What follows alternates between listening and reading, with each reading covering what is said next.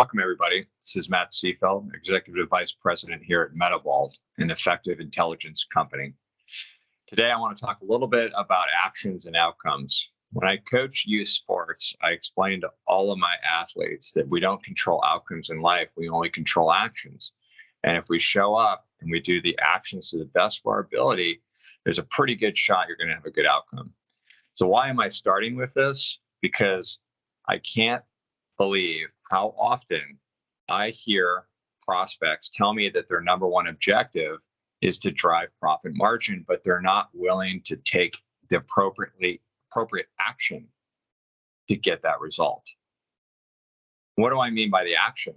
Looking at your people and your process, looking at the technology that they use today, making sure that the three are aligned, making sure the technology is set up to create an environment for lean, effective staff, and making sure that when you bill $1 and you expect 97 cents back, you get that 97 cents. And if you don't have that 97 cents and you have 90 or 85, or in a lot of cases I see under 80, you know why and what to do about it. So again, if your objective is to drive profit margin, if your objective is to have a lean, effective labor force, if your objective is to actually collect what you expect to collect, then I highly recommend that you look at the actions that you and the organization are willing to take to get that result.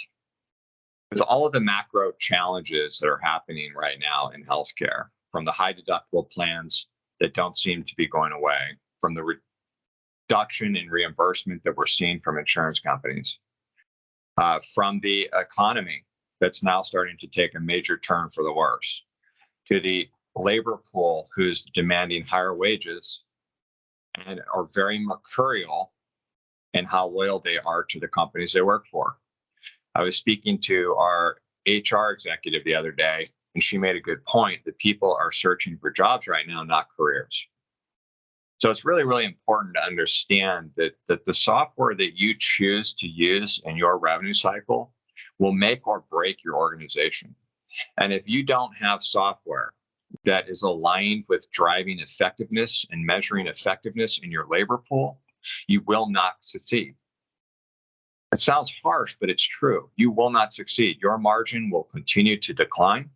There is far too much out of our control now in healthcare that you cannot afford to write off a single penny that was yours to collect to begin with. And you cannot afford to be paying revenue cycle FTEs for inadequate and ineffective work. And maybe you could get away with it the last 20 years. But I'm telling you right now, in this post-COVID world, and now with the economy starting to fall apart, you cannot afford anymore. You cannot afford. You have to invest in technology to make up for the limitations, and there are major limitations in every PM and EMR out there on the market when it comes to measuring effectiveness of employee and making sure that not only are you lean, but you collect what you're supposed to collect, which will drive your profit margin. Every single penny counts nowadays.